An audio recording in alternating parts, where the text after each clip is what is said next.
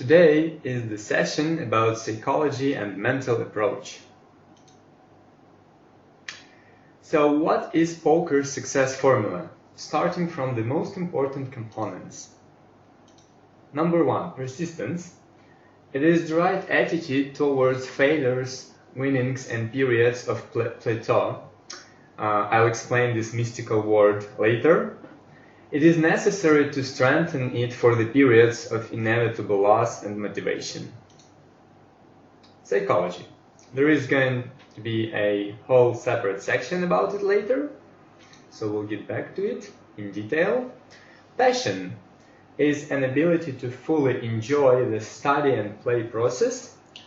Without loving this game, you're not going to maintain high levels of interest and motivation, and you'll have to compete with those who do love it. It works like a backup battery. When we get tired, when we lose our energy in the long run, when we get burnt out, this is what helps us to move forward. Efficient working algorithm. Besides doing everything correctly from the technical perspective, you'll have to learn how to manage your energy, maximize your brain performance, build a decent regimen, and overall approach poker like a professional athlete. With each passing year, poker becomes more and more difficult, and in order to compete on a high level, you'll have to change your approach. Time management. The most valuable thing in our life is time because it is limited and each lost hour is never going to be retrieved. There are numerous things and people who will try to steal it from you. Those who don't respect their own time are not to be expected to respect yours. We live in a century of technological overload, and it's harder than ever to keep your focus clean and sharp. Everything from social media to commercial corporations are fighting for the piece of your time and attention, trying to get it as cheaply as possible.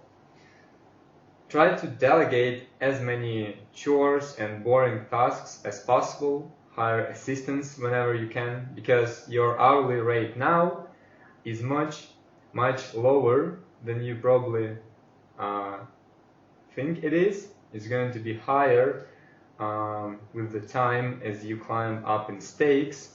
So the money you pay now are worth much less in the long run. So try not to save it wherever it's possible and let other people do whatever you can delegate.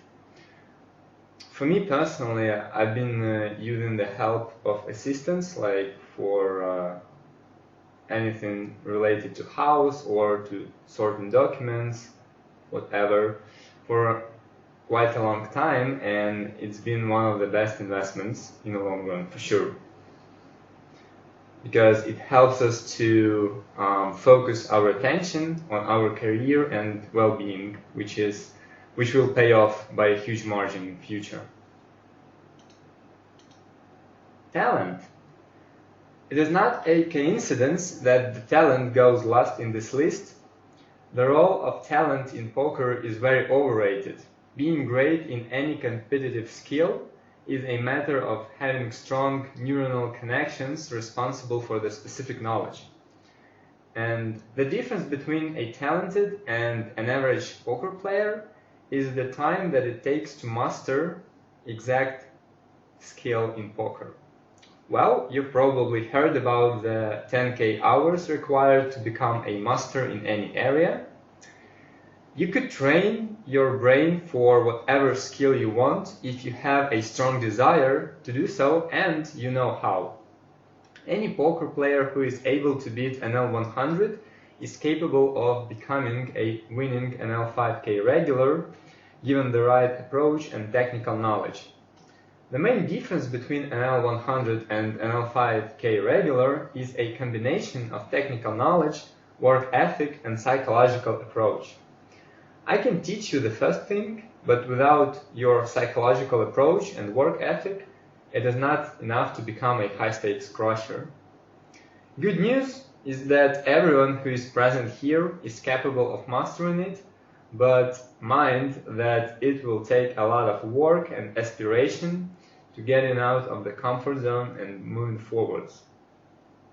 Which is not a bad thing essentially, because we get the highest satisfaction not from the easy wins, but from those achievements that come with the hard work and true dedication.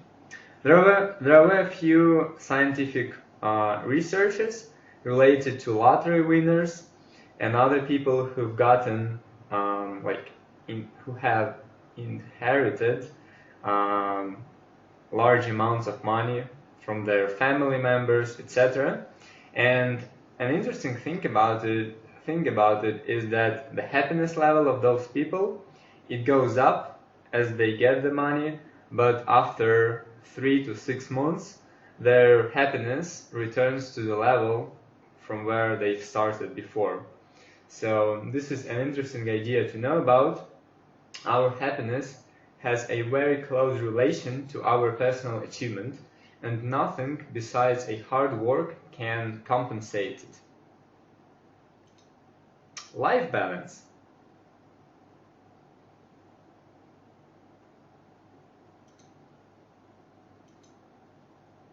Happiness. There is no point in making lots of money in becoming successful in poker if there is no life balance and if you live an unhappy life. So everything is related here. So having the life balance leads to happiness, and happiness in return will lead to higher achievements. It consists of a high quality relationships, a social life. Social life is very important because we as humans are social animals and we need communication. We need other people to surround us, to get the vital energy from them, to get aspiration, and we cannot proceed through this life by being alone and talking to no one, even if we are on the introvert side. For introverts, the best way to improve their social life is not to increase the amount of relationship and friends around them, but to deepen those that already exist.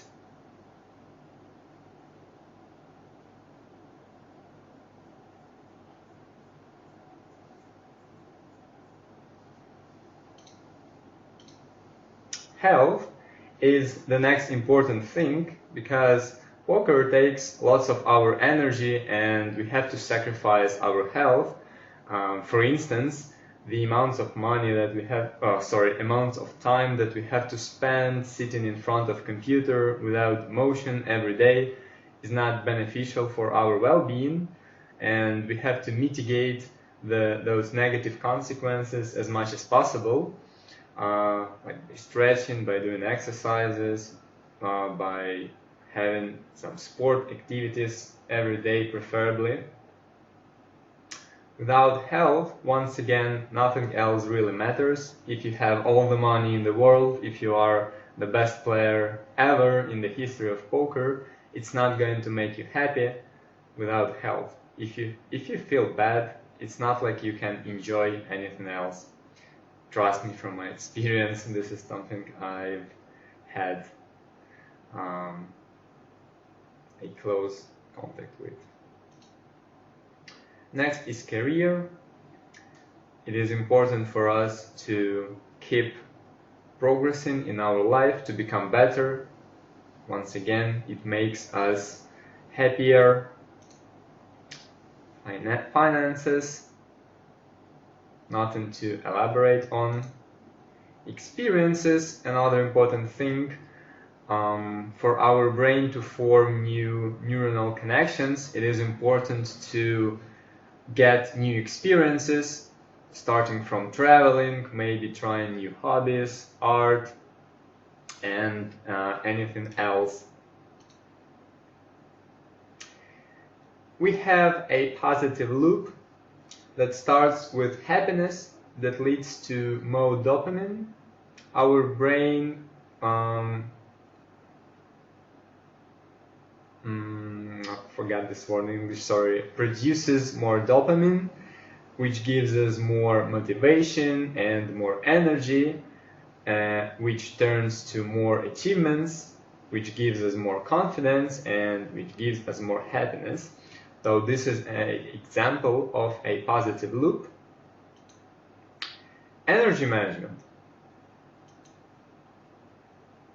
There are a few things that drain our energy, that we waste our energy on, and it is important to acknowledge them and to avoid as much as possible. So attention deficit, related to all the advertisement that we are being surrounded by, social media, gadgets, aggressive marketing, and so on. Addictions like alcohol, smoking, drugs, it drains our energy and doesn't leave much for us to work, to enjoy, to spend time with our to spend a quality time. It's important to emphasize that with our relationships. The lack of vitamins like vitamin D, iron, zinc, etc. It is important to watch your health, watch your nutrition habits, maybe get a health consultant if you have an available one, and get your habits straight. Informational overload. Once again, we live in this era of Netflix, of YouTube, and it's hard to resist all this pressure. Our brain likes the easy way, it likes to relax, it likes to lay on the sofa, it doesn't like to think hard. So we have to pay a close attention to what we spend our time on, and most importantly our attention, which is limited. Now, decision fatigue is the next. I think you have noticed periods when you went shopping or maybe to a new restaurant and you get to make lots of hard choices like what to buy, what to wear, what to eat. It drains your energy as well. Some successful guys like Mark Zuckerberg or Steve Jobs, they have formed this habit of buying like 10 same turtleneck sweaters or same t-shirts and jeans, and then just wearing them, just changing them every day, but wearing the same color, same shape, whatever, so they don't have to waste this precious energy on deciding every day. Decision making is the process that requires lots of energy from our prefrontal cortex. It exhausts our brain, so it is better to spend that energy on something more important. Negative thinking and negative people. This is an interesting one. Once again, there were many scientific researches starting from monkeys, when they would put 5 different monkeys in a cage and then like remove one and put a new one, then remove second one and put a new one, and they would take notes how would the first monkey who started from the scratch, how would it change, and it showed that it changes depending on those monkeys that surround it. And same thing works with people. There are many examples in history, there are many examples in experiments. I think you've heard about the famous Stanford experiment done by Dr. Zimbardo, I think is his second name, that proved this point. So basically you are the average of the 5 people you spend the most time with, so it's very important to surround yourself with highly motivated people positively thinking people, and those who would help you to proceed, and those who you can help to become a better person. Importance of sleep. Sleep is a very neglected field. I think it has gotten some attention lately, but before that, not many professional athletes would pay as much attention to it as they should have. Sleep affects our memory. It affects the way we remember information, the way we could replay the information. It affects our attention, our focus, our learning efficiency, our concentration. There are a few ways to improve your sleep. I mean, I could talk about it for quite a long time, but if you want to get more information about it, I suggest you to search for Matthew Walker. He's written a nice book about sleep, so you could read more. I'll just list few important things about sleep that I personally do to make it better. So it's important to make your room as dark as possible to get rid of any noises. For instance, if you live in a big city and there are noises everywhere, you could buy some earplugs, or there are some devices that get rid of the noise. I don't use those because I live in a quiet place, but maybe you might want to try it out. Cold temperature and air conditioner is important requirement for our brain to restore during the sleep. And the last thing that I've been using for 2 years, I think, it's called Oura Ring, O-U-R-A. It's a small device that you wear on your finger. What it does, it records your sleeping phases, the phases of your sleep. It shows the quality of your sleep, and then you can build graphs and see what has affected your sleep, what is the relation between the amount of sport that you have in your life, what food you eat, what time you go to sleep, etc. I find it very useful, and many poker friends of mine started to use it again. Sorry, not again as well. Practice makes it perfect. I think everybody has heard this phrase, but it needs some improvement. Practice plus sleep makes it perfect. If you have ever played some games, some new games that you never tried before, being an adult, let's say, for me personally, I've never played a badminton before, only as a child, so I don't really remember it. And as I've tried it being an adult, like a few months ago, what happens is you become like a total noob, you know nothing. But then, like the first day you play, it's so hard to hit the ball, you keep missing. But then you go to sleep, and then let's say you return the next day and you find yourself doing it, not flawlessly, of course, but like 100% better than you've done before. And what is the secret? Obviously, the secret is your sleep. As you get the quality sleep, your brain, it is always active, even when you think it's not. It creates new neuronal connections, and this is the way you learn basically everything new. So in order to get the information stored nicely in your head, it's important to give yourself a great restorative sleep. Timing is different from everyone. Some people need 6 hours, some need 9 hours, so I think it's somewhere between 6 and 9 hours.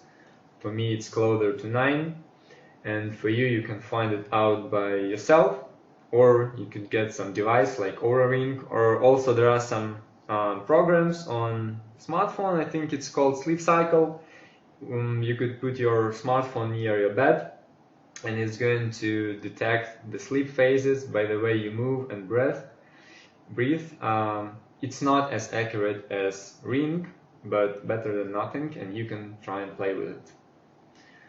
I mean, I can't stress out enough about how important the sleep is. So if there was one thing that you could improve here and now, I would definitely say do everything to make the best sleep possible, because there is no better investment in your learning. Areas of improvement. Nutrition, daily routine. Well, daily routine is a great thing as we form a regimen that pretty much repeats itself every day. It saves us from wasting energy on making decisions. So it's nice to plan your week, not perfectly, not hour to hour, but to get some same things going on at the same time every day, so you don't spend energy on thinking what to do next. Sport. It's important to have an active life, to have a sport. Personally, I have like 6 days out of 7 days. I have at least 1 hour of sport, sometimes more. And I know some people are not fans of sport, but there is something that everybody could find for himself. If you hate going to gym, if it bores you to death, it's not a problem. You could try some active sports like tennis, badminton, table tennis, whatever. You can try rock climbing. Like, there are many different cool sports that are waiting for you to try them out, like even if you don't know about their existence. For me, for example, rock climbing has become one of my favorite activities ever, and I have only discovered it maybe a year ago or so. So there is a lot of things to search for, and if you are absolutely not a sport guy, the best thing you could do for your body is to at least walk for 10k steps each day. You could use your smartphone to count your steps. You could use Oura Ring for the same purpose. And it's nice to do that while listening to audiobooks or thinking about some poker hands that you've played. But make sure that you walk outside on the fresh air at least 1 hour and 30 minutes. It is absolutely essential for our brains to develop. Without movement, without sport, it is impossible to learn in a fast and qualitative manner. Next thing is workplace. Make sure that you have the best workplace possible. It has to be clean. It is a good idea to buy a table, the one that moves, where you can the standing table, I think it's called. It's important to use few monitors, big ones and quality ones. Do not save your money on all this stuff, because once again it's going to pay off in the long run for sure. Make sure you buy the best chair possible. You don't have to overpay a few $1,000s for like the premium models, but all you need is an high quality one. I mean, they start from like $500. And once again, do not try to save money on it, because your back will not say thank you for it. Sedentary lifestyle is a total killer. As humans, we are not formed throughout the evolution to sit in front of our PC for 10 hours straight. It is really bad for our metabolism and other processes in our body. So we need to move. If you play during the playing session, what you could do, you could set a timer to move at least every, let's say, 1 hour. Like, I made it a habit. I would just set a timer, and after each hour, no matter how good the games are, I would sit out for at least 2 minutes. I would do some stretching, because health comes first. And I think like 90% of poker players who I've known, who've been playing this game for like 10 years, they all have some problems with health. Like, almost everybody has problems with posture, with back, So guys, make sure you pay enough attention to it before it's too late. Massage helps as well, but without moving and without sport, it's not going to be enough. And once again, if you sit like, let's say 8 hours a day and then you hit the gym, it's not like it's going to help you. Instead, it's going to make it not worse, but it's definitely not going to help it at all, because the worst thing about sedentary lifestyle is not moving enough. And if you want to mitigate the harm from sedentary lifestyle, what you could do is move as much as possible and as often as possible. Like once in 30 minutes is perfect, but we're not living in a perfect world, and it's very hard to do that as you play or when you work in solo, because you get in the flow mode, and when you hear the timer in 30 minutes, it is a distraction. So try to move at least once every 50 minutes. Relaxation, it's very important to wind off, to go to spa, to massages, to just chill, listen to music. We are not immortal machines that can work 24/7. We need to relax in order to become more efficient. If we don't do that, we will burn out, inevitably. I have been making notes about my performance, I think since 2019, on a daily basis. How many hours did I work, how happy did I feel, how many hours did I play, what was my psychological level of stress, etc. And after studying that information while being an active poker player, I noticed that I had a burnout maybe each month or once in 1.5 months, when I would just lose my energy for like 3 days and have no energy, feel like an empty battery, and just not being able to play or study, just do some silly stuff like watching TV series or going outside, whatever. So that state is very bad for our body, because each time we burn out, we get some changes in our brain that are hard to restore in the future. So make sure you don't burn out. Socialization, nothing more to add about this one. Oh, useful idleness. This is an interesting one. I've heard this concept many times from different people, and I've read about it in few books until it has finally hit me and I've started doing it. Well, basically the idea is that you should allow yourself at least 15 minutes every day when you do absolutely nothing. You could sit, you could lie on the floor, on your bed, whatever. The idea is not to think about anything important, not to be engaged in any activity. Just let your brain to delve into a diffusive mode and awaken your creative potential. I'll speak about diffusive mode and a bit later as we move to our brain section. Another thing I want to add here, one of the most important concepts that I've understood not a long time ago, is the way our brain works and the way we understand some concepts and information. I think if you are familiar with a blockchain, there is a great analogy to explain how does our brain work. If you use a blockchain, let's say you send a Bitcoin to somebody else, there are miners who have to confirm your operation. For instance, you send 1 Bitcoin to your friend and you will see that 0 out of 5 miners have confirmed this transaction. Then let's say in 1 minute you see 1 out of 5 have confirmed it, and in like 5 minutes you see 5 out of 5 miners have finally confirmed it, and then the transaction is complete.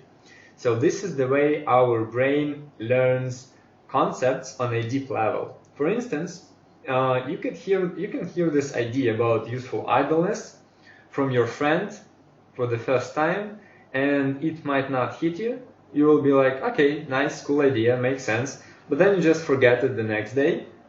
But let's say in a week or so you read a book and you find this idea again, and then you think about it, okay, that actually makes sense. And then it might take more than one confirmation, so-called confirmation by minors in your brain, for you to actually understand this concept deeply. For some people it takes like 5 times, 5 out of 5 confirmations until you finally hit it. And it works with absolutely all ideas. Like, everybody knows that it's not good to have a sedentary lifestyle, but like some people could hear it once and then understand it and use it for the rest of their life, and other people might need to hear it 5 times, maybe 7 times, and it's okay. You don't have to blame yourself, you don't have to be angry on yourself. It is absolutely fine to get this idea that we are different as people and we learn with a different pace. For some people it takes less confirmations, for other people it takes more confirmations. So don't be too hard with yourself. And quality of sleep, of course. I'll never get tired of stressing this out. Motivation.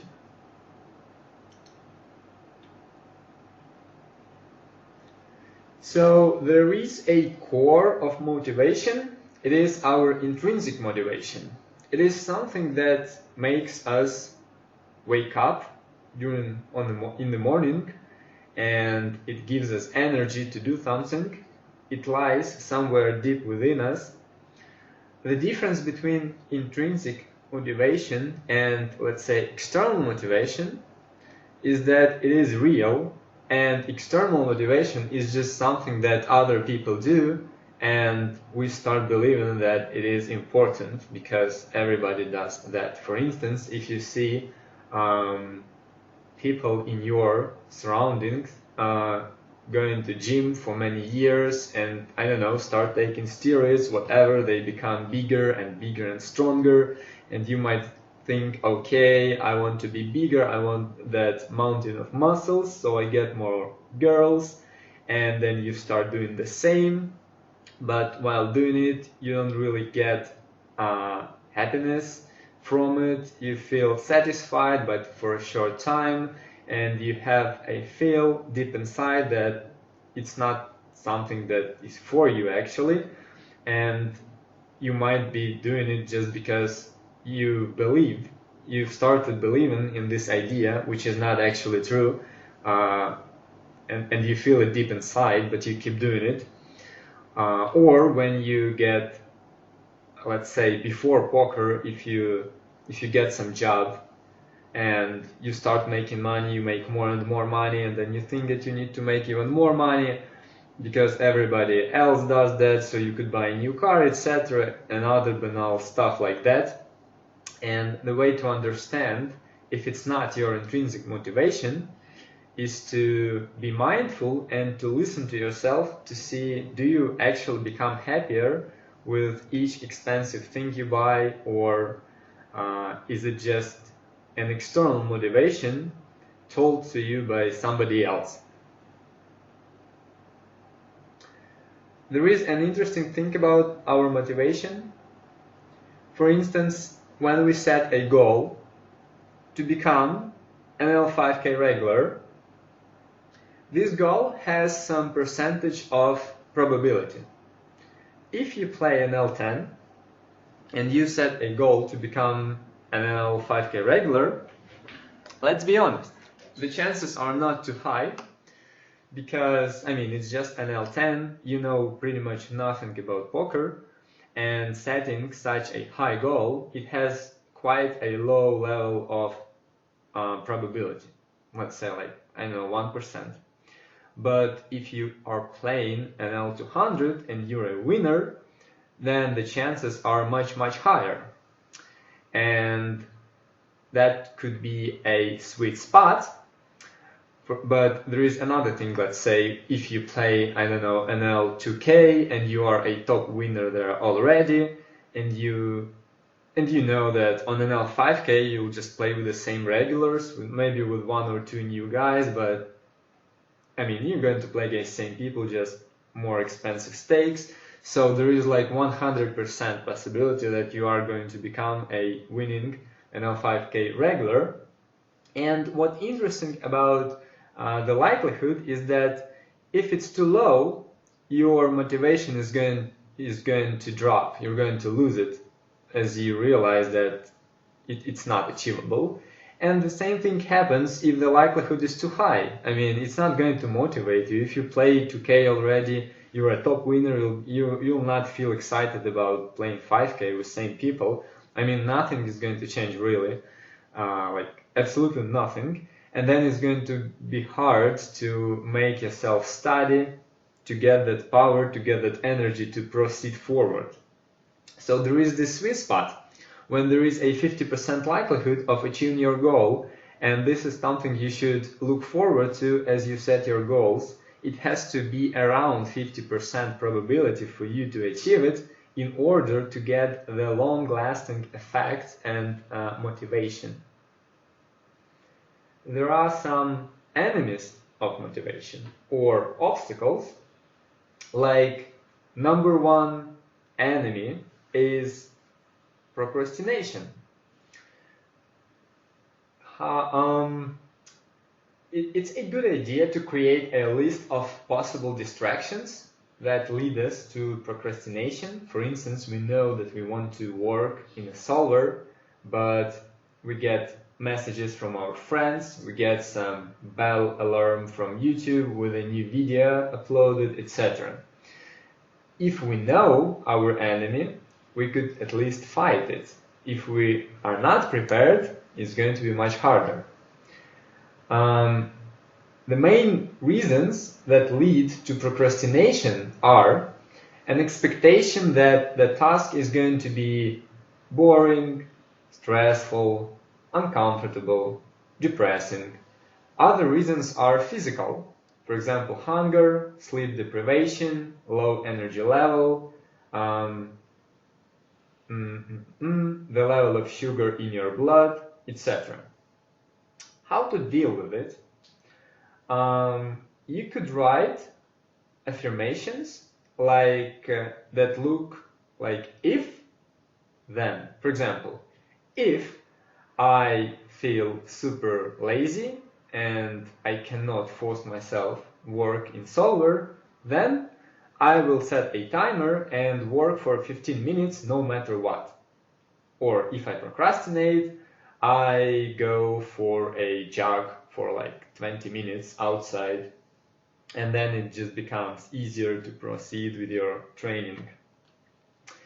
Also, you could set a reminders for you on your desktop, for example, first walk, then reward.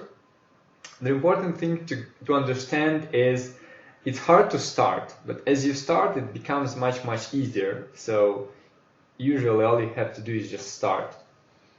Define how often and what time you're going to work on theory away from tables on a daily basis, and follow your routine so you don't waste precious mental energy on everyday planning, and you won't have to fight with yourself on whether to watch a new Netflix series on 5 p.m. or do your theory work, because 5 p.m. is your theory work and your career is number one importance.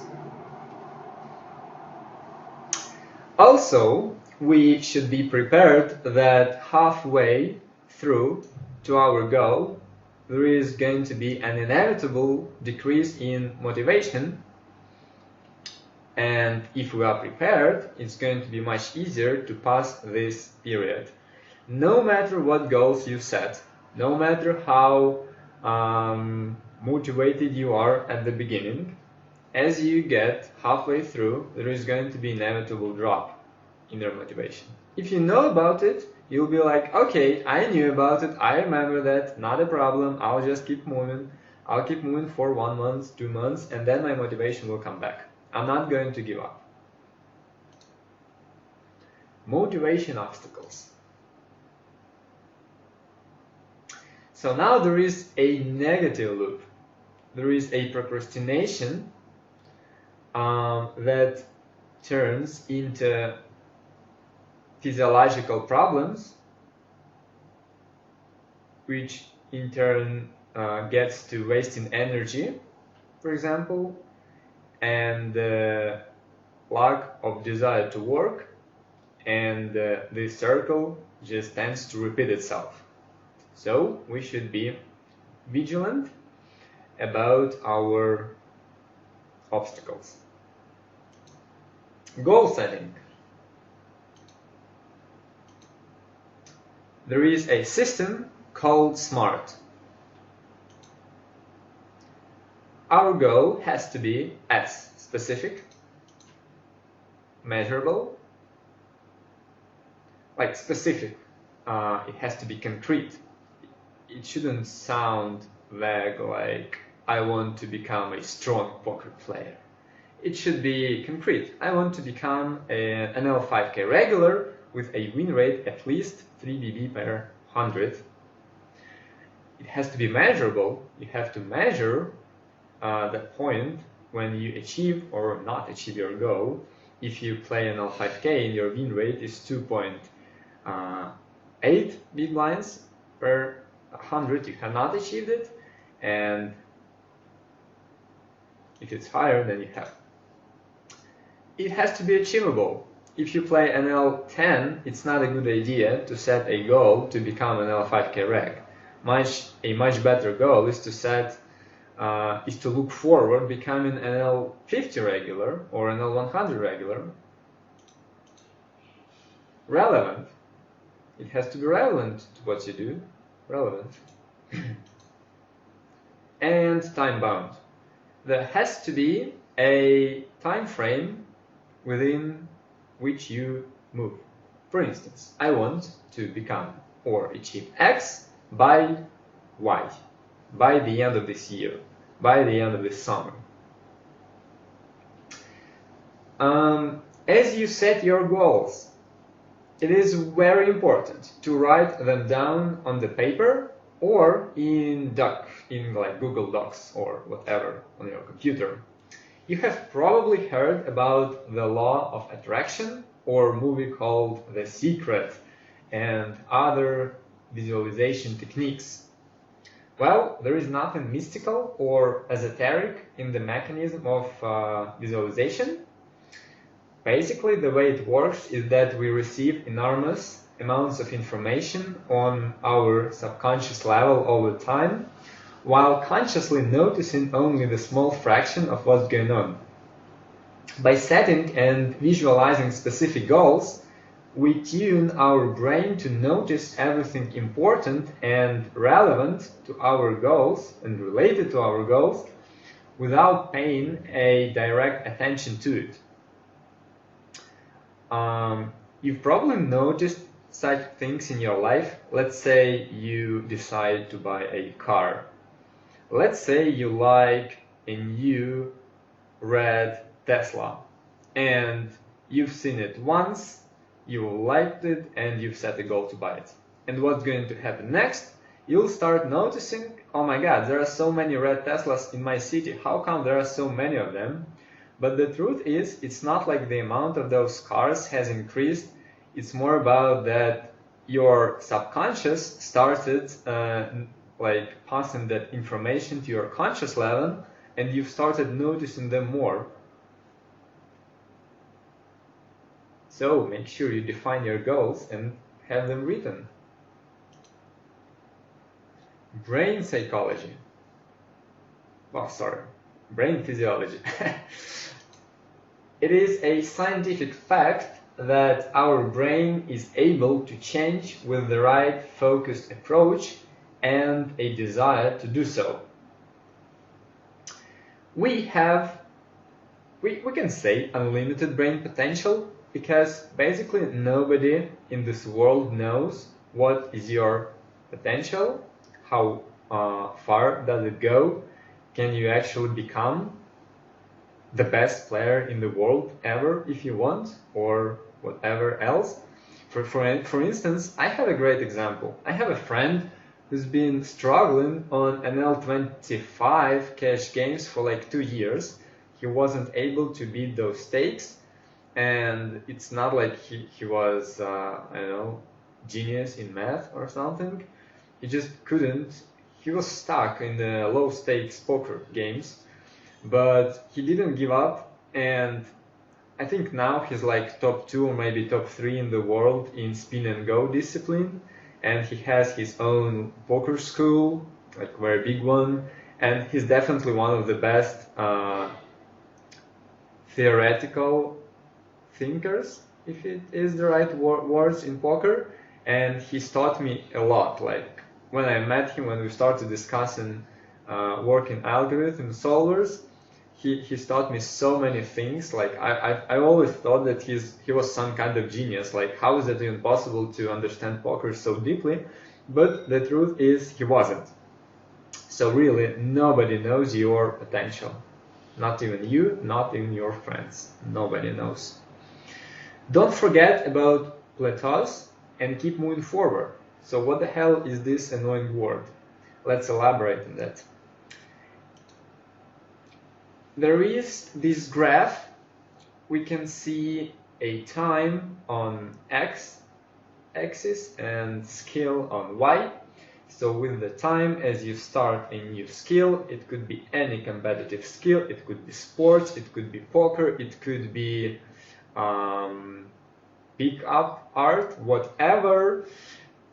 The more time you spend, the higher your skill grows, but there are those nasty spots called plateau, when you start feeling that you've stopped learning new information, you've stopped improving, you feel some decrease in your skill, and then it feels like weeks or even months are passing by with you learning nothing. It feels like, oh my god, I'm so bad, I cannot do better than that, I should quit, poker is not for me, I should try something else.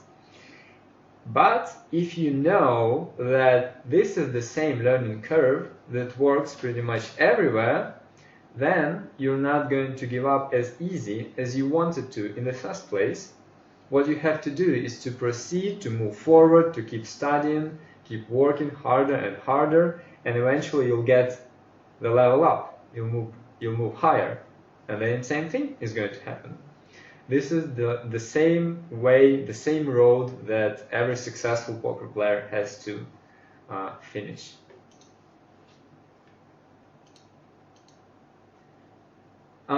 There are two main modes in our brain operation system. One is called focused mode, and second one is called diffused mode. So what is the difference? Focused mode activates when you concentrate hardly on some information, on a book, whatever. You try to read, you try to cram new information, try to learn something. You are all in, your attention is fully there. And there is a diffused mode. This one is much different. It works, it is activated at those times when you are not trying to solve any problems, when you're not trying to remember, to learn anything. It happens as you walk on a shiny day, it happens when you have a shower, it happens when you have a nap.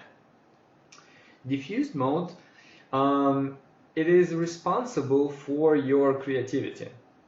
If you open some hand history or replay it in your hand, whatever in your head, you try to think about it, it's hard, you don't know the solution, you are not sure what to do, and what would happen if you would just forget about it for some moment and go play some sports or take a shower or have a massage? I think you've had those moments when out of nowhere you get this epiphany like, oh my god, I know what I should have done, and it has come naturally without even trying to think about it during some leisure time when you had no intention to do it. and that is called diffuse mode.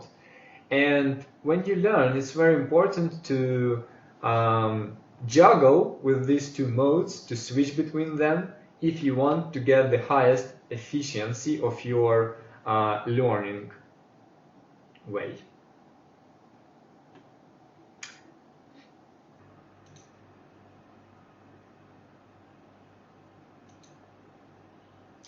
One more thing to add about brain physiology is that if you want to rewire your brain, what you need is focus, which is hard work, plus deep rest, which is, guess what? Sleep in the first place. Now let's proceed forwards to kind of complicated topic, neuromodulators and hormones.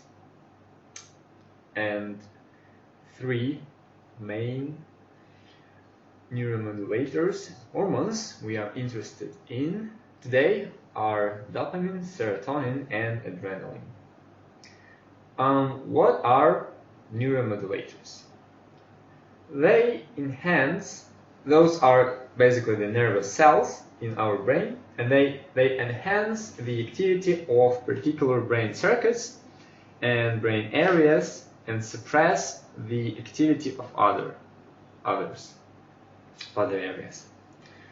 Let's start with dopamine, probably the most famous one, if we can call it like that.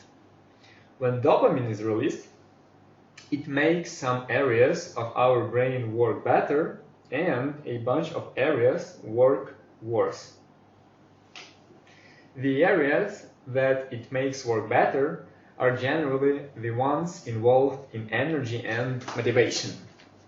Dopamine helps, it makes us focused on the things that are outside of ourselves, like goals, achievements, etc. Something that is somewhere else and we need to get there.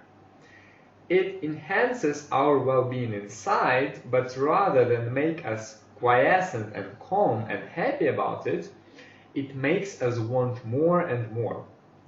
We can call it reward from outside world, for simplicity's sake. If dopamine is there is generally excitement, feeling of energy, low-level anxiety that feels like excitement. When dopamine is low, it feels like agitation. It doesn't feel good, it feels more like what we would call stress. Dopamine is released when something good happens, but it also is released in anticipation of things, when we expect something to happen.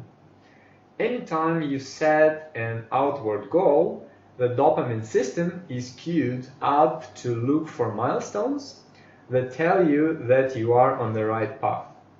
That's why goals and rewards are important. When we set a milestone, we achieve it, we get what? A dopamine release.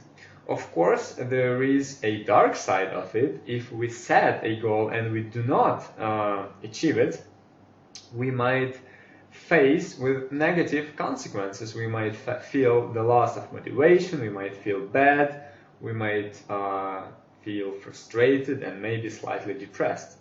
And that is why it is important to set goals correctly. Adrenaline, or epinephrine, in other words, it is the body of the dopamine.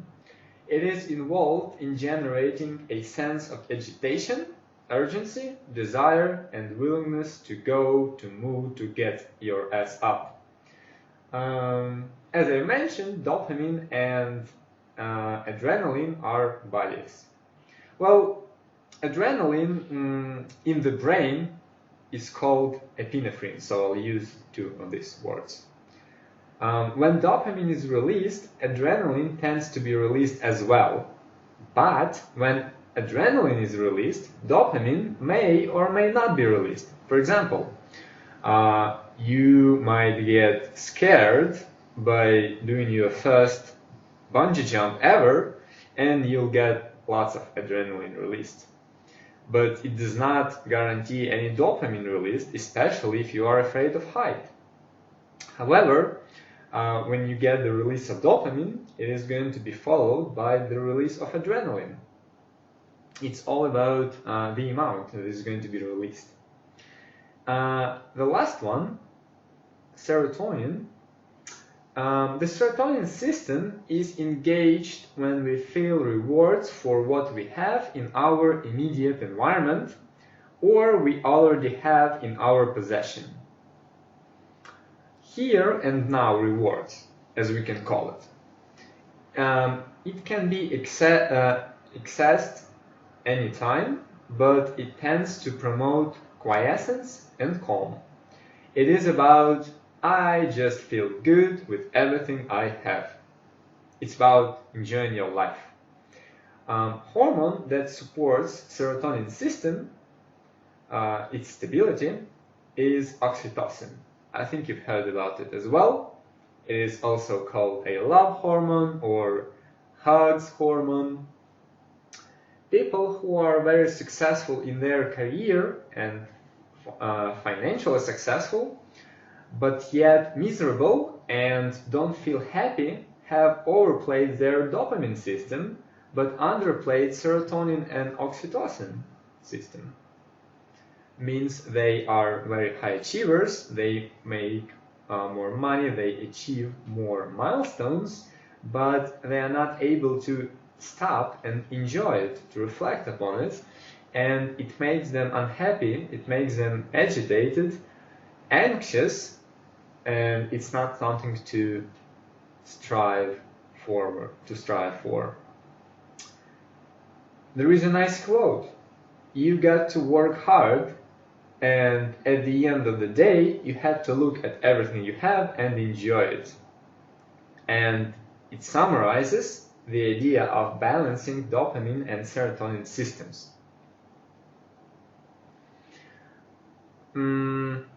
Few more words about these systems. So mini steps and self-reward for reaching milestones. Goal setting for the short term, as we discussed before. It's important to master both systems simultaneously if we strive for a happy life and full life, to call it that way. We should learn to control dopamine system and don't let it control you. There is a dangerous species called easy dopamine sources. We live in the century of abundance when you could get everything in unlimited amounts. You want food, you go to supermarket, you order online, you could get as much fat, sugar, and everything. We are how to put it down, and everything we are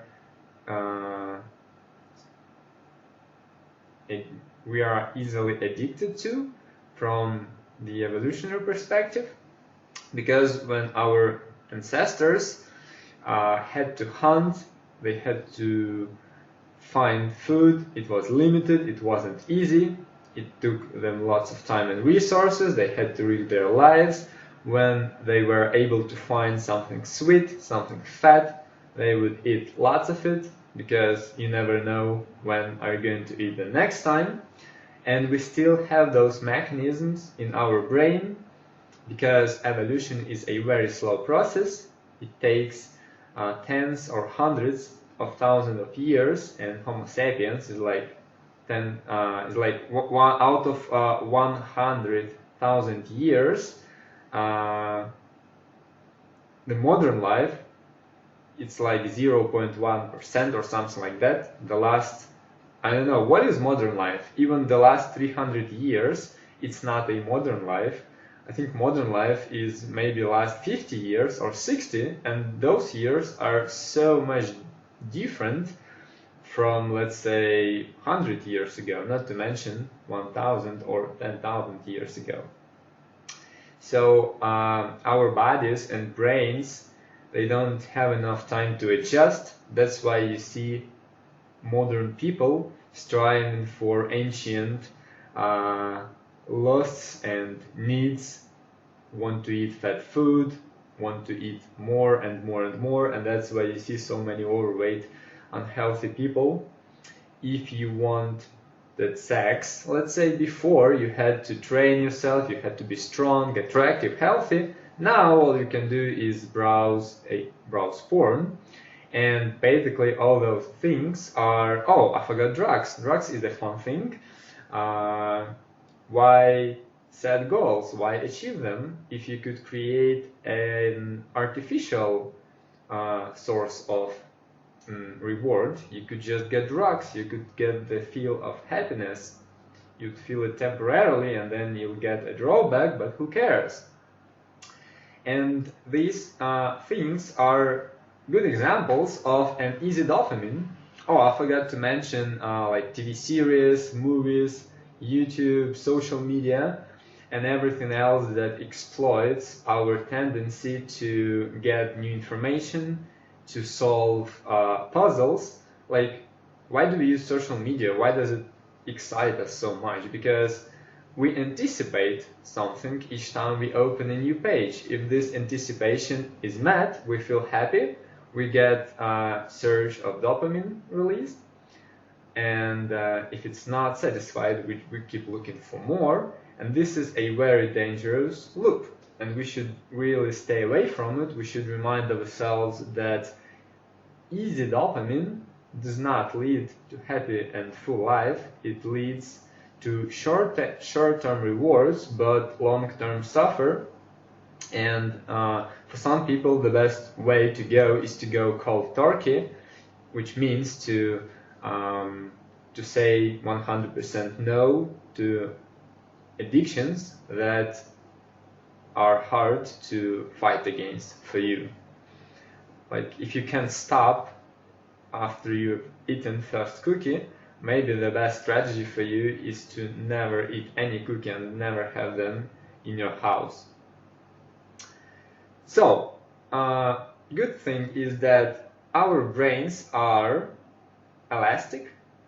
There is a brain plasticity, and by the way, scientists have discovered it only not such a long time ago. I think in 1980s or so, they have discovered that our brain is actually elastic and it changes itself, and we could rewire it if we want, if we pay enough focus and we have enough rest. It's not like a stone, as it's not cemented like scientists used to believe before that. So we could actually change our brain, our habits. Learning new info.